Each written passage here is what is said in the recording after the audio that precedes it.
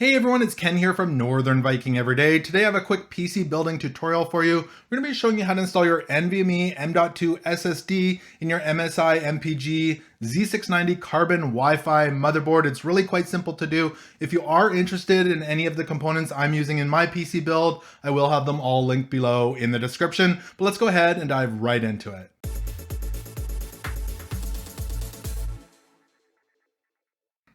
All right, so I've got my MSI MPG Z690 Carbon Wi-Fi motherboard here. We'll be installing this NVMe drive in here in a moment. So this is a Samsung 970 Evo Plus NVMe drive. There's the length of it there compared to my pen. This is an 80 millimeter NVMe drive that we're going to be installing today.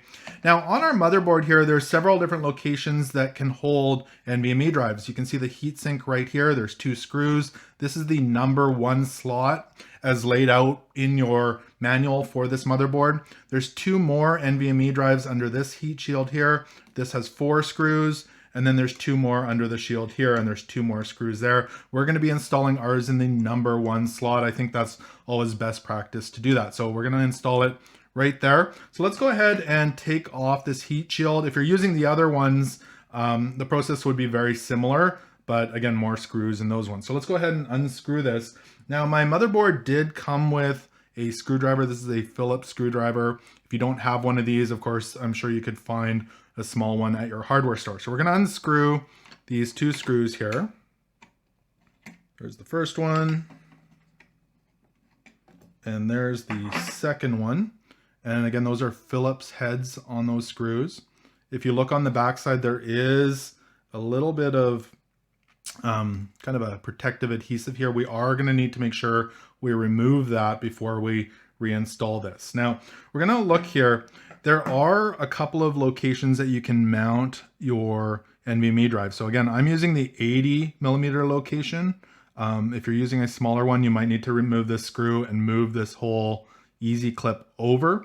So you could easily do that with your screwdriver there. Just unscrew that and unscrew this one and move it over. We're going to be using the 80 millimeter, which is the most common size. So before we install our NVMe drive here, there is protective coating on here as well. So let's go ahead and remove that. Just peels off there, just like that. So make sure that is removed. That's very important. We're going to grab our NVMe drive here, and you can see that there's a tiny little notch here at the end. That needs to line up with the notch here in the mount. So we're going to line this up, and it goes in at about a 30-degree angle. So you push it in just like that and make sure those are lined up, and it should stay in there. It's kind of like a springboard. Let me show you from a different angle.